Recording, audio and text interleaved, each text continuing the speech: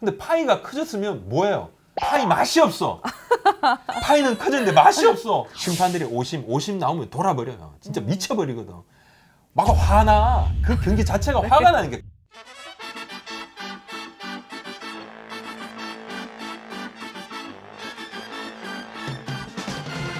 (16일)이었죠. 잠실에서 열린 두산과 LG의 경기에서 정말 충격적인 기록이 나왔습니다. 바로 LG 임창규 선수랑 임지섭 선수가 한 이닝 동안에 무려 8개의 사사구를 내줬어요. 이 부분 역대 타이 기록인데 참 이런 경기가 좀 이어지다 보니까 이게 한국 야구가 너무 좀 수준이 떨어지는 거 아니냐, 수준 미달 아니냐 이런 얘기가 많이 나와요. 네. 저녁에 제가 데스킹을 하면서 사무실에서 잠실에는 우리 현장 기자한테 바로 연락을 했어요. 네. 무슨 일이 아니 LG는 왜 투수 안 바꾸는 건가? 예? 좀 이르기도 했지만 전 이 임창규 선수도 사실 이제 한 2개월이 좀 넘었죠. 네. 선발 등판에서 준비를 많이 하고 왔죠. 선발 투수는 누구나 준비를 많이 해서 옵니다. 굉장히 실망스러운 피칭을 했고 그냥 이거 함량 미달. 네. 그 다음에 나 임지섭 선수도 아웃 카운트 2개 잡는데 볼넷 3개 하고 몸에 맞는 공 하나. 이건 뭐 완전 빵점 피칭이죠. 빵점 피칭. 사실 이제 LG 입장에서 더 아픈 게 부끄러워. 이렇게 투수들이 볼넷을 남발하다가 결국 졌어요, 경기가.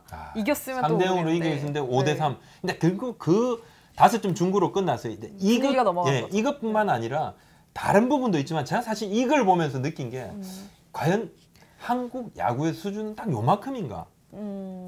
스트라이크를 던질지 못하는 그런 투수들만 즐비한 것인가? 그러니까 팬들이 볼 때 참 볼승사납다. 그리고 참 수준 떨어진다라고 생각을 할 수 있는 장면이 이런 장면이에요.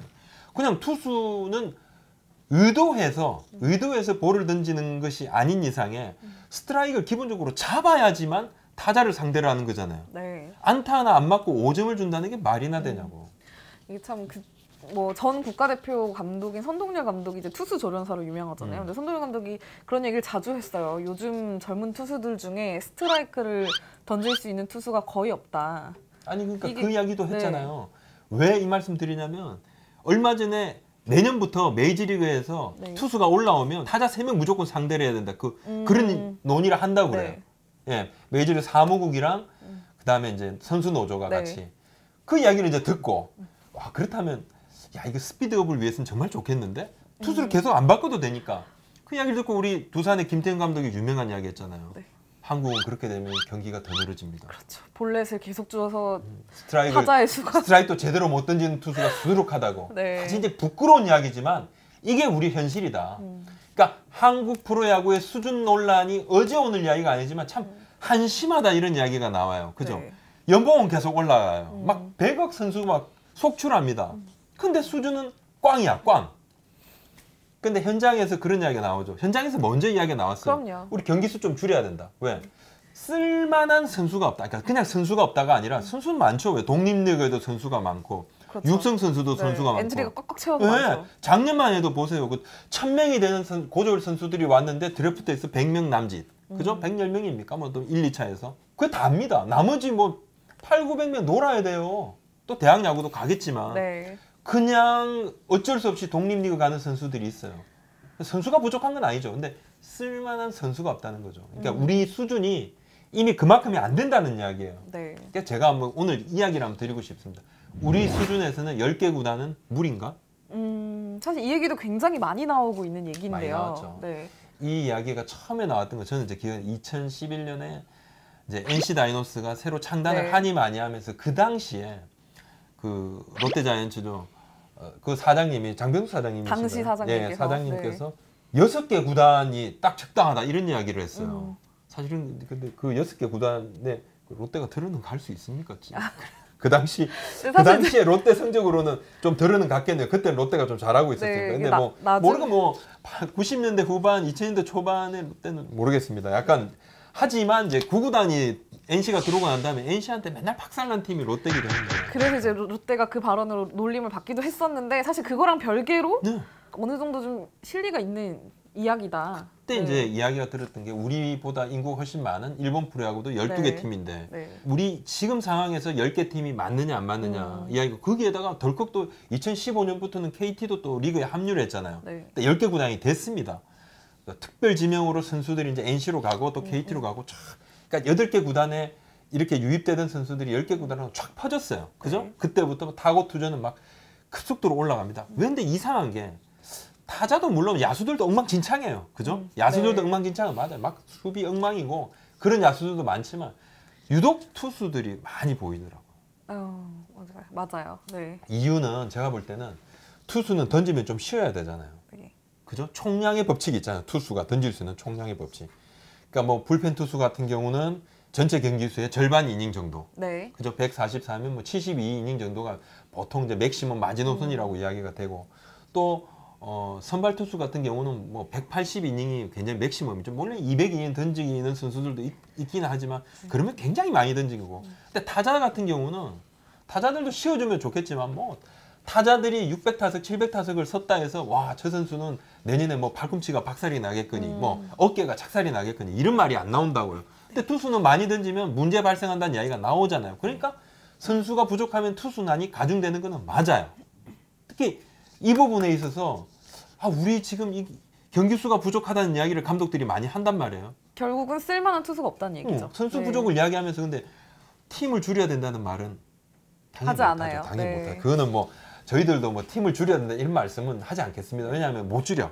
이미 못 줄이잖아요. 늘어나 이미 있고. 늘어난 것은 네. 줄이지 못합니다.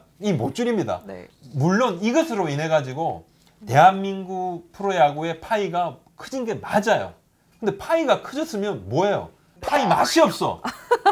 파이는 커졌는데 맛이 없어. 네. 파이가 좀 작더라도 좀 내용- 맛이 있으면 좋겠는데 내용물은 그대로고 그냥 크기만 커졌죠. 양만 늘여놓은 네. 거예요. 근데 선수들도 그렇고 감독님들도 그렇고 경기 수를 줄이자는 얘기를 정말 많이 하거든요. 네. 근데 저 역시 그렇게 생각은 하는데 이게 현실적으로 쉽지 못 않다고 줄여요. 하더라고요. 못 줄여요. 왜인가요? 네. 못 줄이는 이유가 일단은 뭐 입장 수입이 있을 겁니다.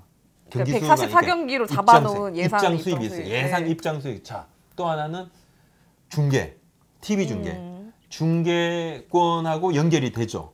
이 중계권이 기본적으로 네. 광고 수입, 네. 광고 단가하고 연결이 돼요. 그리고 잠실 야구장에 있는 이 펜스 광고 있죠. 네.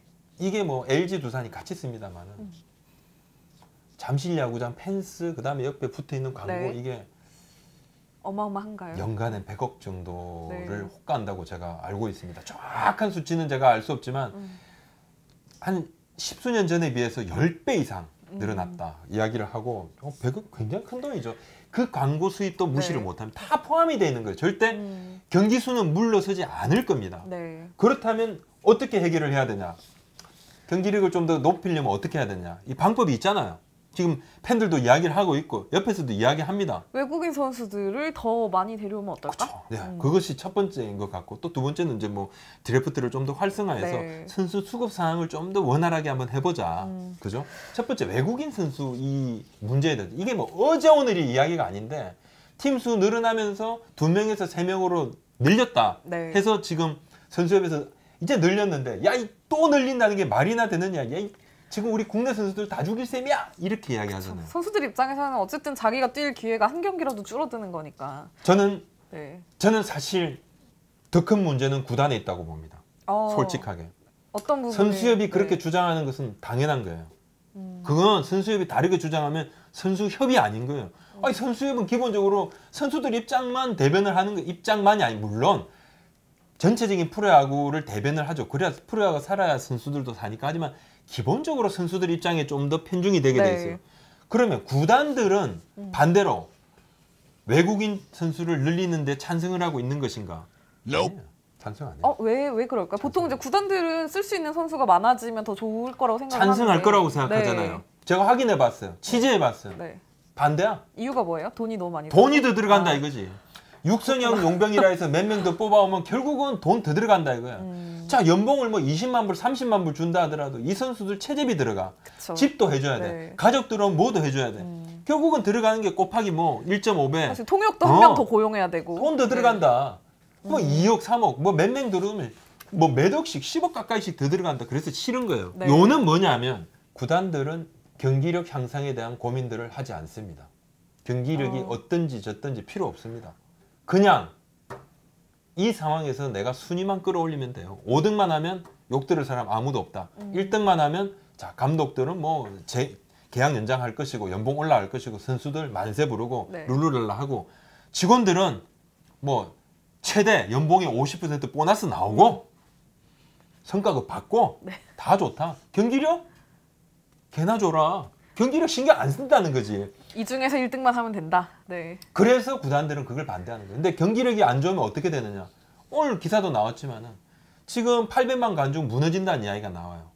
네, 맞아요. 740만 정도, 뭐 계산을 해보니까 대략 740만 정도 나올 것 같다는데 뭐 모르겠습니다. 롯데, 기아가 뭐 정말 뭐 잘하면 한 700, 한 6, 70만까지 올라갈 수도 있다고 봐요. 아, 좋아요. 좋은데 이거 경기력이 이런 식으로 엉망진창 경기가 되면 팬들이 야구장에 와서 글쎄 볼까요? 그 새로운 팬들이 좀 거기 안 들어올 것 같아요. 이제 이런 식으로 이어진다면. 근데 말씀대로 이 부분, 그죠? 선수들의 경기력 저하, 이 부분 또 하나 이제 심판들이 오심 나오면 돌아버려요. 진짜 미쳐버리거든.